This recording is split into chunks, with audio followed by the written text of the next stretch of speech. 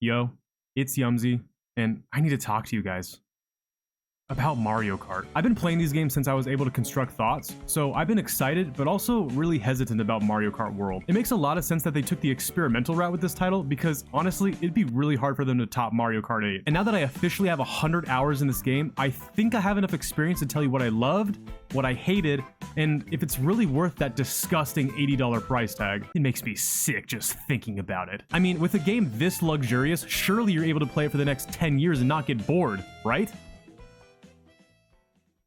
Let's find out. Going into this game, I was the most curious about the brand new open world mode, since I felt like this was the biggest discerning factor between any of the other entries in the series. So I booted the game up, rubbed my hands together, ready to dig into Breath of the Wild Kart, and... Single, multiplayer, online, wireless... Where's free roam? Why isn't it one of the main options? How do I... Am I the only one that was shocked that they did this? The biggest and most interesting feature of this game doesn't even have a dedicated tab on the main screen, but is instead tucked away in the corner. It's almost like they don't want you to find it. Are they ashamed of it? I thought free roam was a selling point for this game. Driving around with friends, doing Korok puzzles, running over pedestrians. No Mario Kart game has done anything like this. Why isn't it the very first option? It absolutely shows off the console's hardware the best. I mean, driving around in this world can be genuinely beautiful.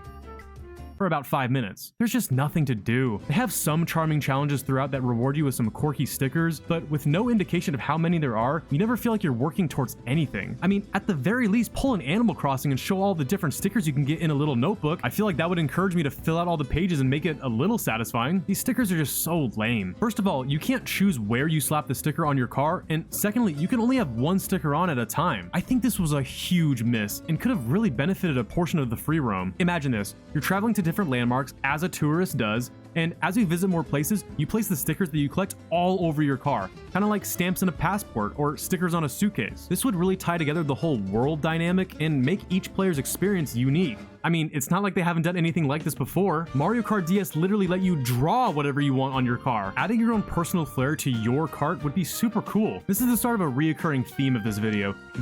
This game is $80, so shouldn't it have that? Trope. It sucks, but at the end of the day, Nintendo knew that when people are given the option between free roam and races, people are going to buy the game to race. Because of this, free roam feels severely neglected and works best as a waiting room when looking for an online match. Overall, free roam is fine, it's just really annoying how much potential this mode had. After completing the solo Grand Prix and knockout tours, there's a couple of cutscenes that look fantastic. The best cutscene is when you unlock mirror mode, where Mario notices the letter on Luigi's hat is backwards. This scene has mystery, humor, and looks absolutely incredible. Just imagine how amazing this level of care would be if they implemented it into the free roam. You pull up to Wario Stadium and a cutscene plays of him challenging you to a 1v1. And when you beat him, you unlock him as a character. Adding a story to this game would have been perfect, since it could be used to world build and could have potentially validated a higher price tag. This game does validate something for me though. The 3-lap formula is unmatched. I'm all for developing a franchise. If you want to try something new, I want to see it. And I think that the concept of driving from track to track works really well in Knockout Tour. Keywords, Knockout Tour.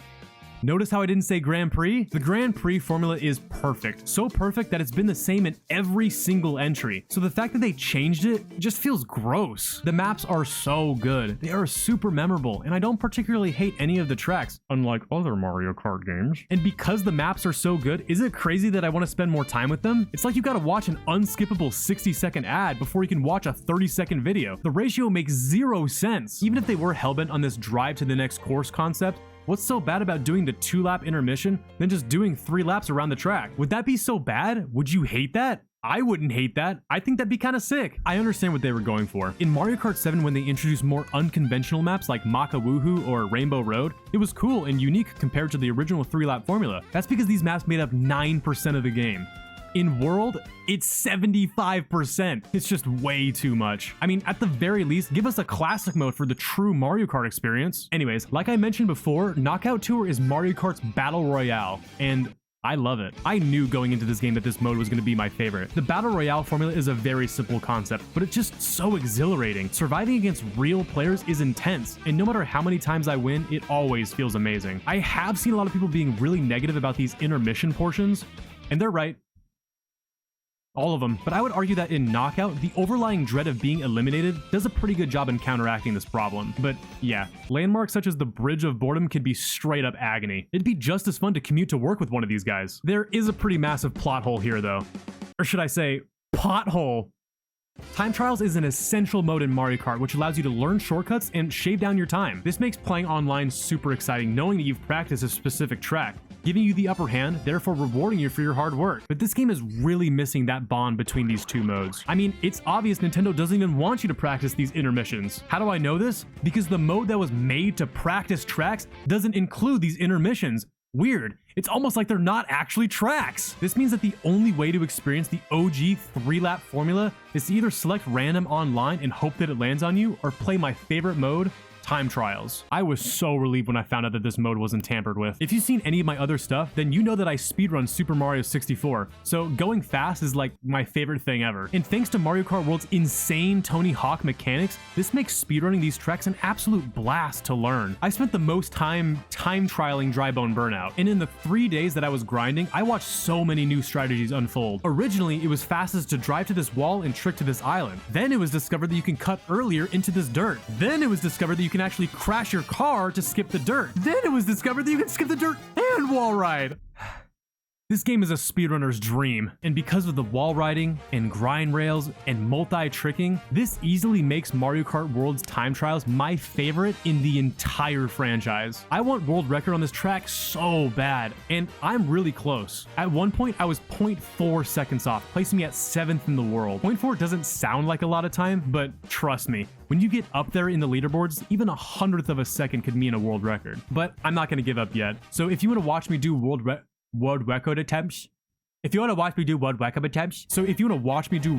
attempts or just hang out with me and play Mario Kart, check out my Twitch. I'll put a link below. So those are all the modes that I played and basically everything that this game has to offer. Before I wrap up, let me bring up a couple of minor things that I think is a bit strange that they're missing. Where is 200cc? I'm not a game developer, but isn't this as simple as just changing a slider? I know that 200cc was added as a free update in Mario Kart 8, but if the game's $80, I'm expecting a lot. Another thing that bothers me is the fact that worldwide and regional options for online are gone. And yet, now that there's one combined tab, I still get into lobbies with a majority of bots. I love seeing the flags of where every one of my opponents are from, and in a game subtitled World, makes zero sense why they removed this feature. I loved that in Mario Kart Wii, if you 3-star all of the solo modes, you get a shiny 3 stars next to your name to really flex on everyone. This game's version of that are the stickers, but I've never seen someone sticker and said, "Oh my god, they have the pickaxe toad sticker, they're goated!" There's just no value in unlocking these things. This isn't a bad thing, but my favorite character is Lakitu, and I'm forcing you to watch this.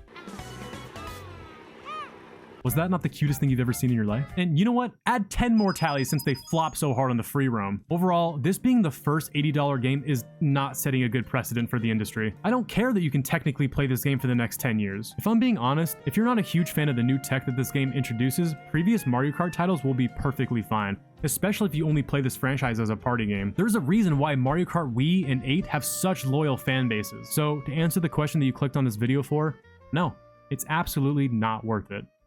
But I'm not going to deny that this game isn't super fun. I love Knockout Tour, I love Time Trials, I love the maps, I love the new movement, and I love all the stupid characters that they added. As someone who's been playing Mario Kart their entire life, this game is worth it to me. The first time that I played the final track, Rainbow Road, I had chills on my chills. This was the most beautiful and cinematic track in the history of the entire franchise. Just thinking about the final lap where you can see these spiraling roads in front of the entire map is genuinely breathtaking, and it was really fulfilling to see just how far my childhood games have developed. I love Mario Kart, and as many problems as this game has, I love this game. Although this is the most beautiful and ambitious Mario Kart title yet, I can't recommend it to anyone due to its greedy nature, because at the end of the day, all of this could have been avoided if this game was $70. But I didn't just make this video to yap to you. I want to hear what you think about it in the comments. Or like I said before, if you want to talk to me in real time, check out my Twitch. That's all I got.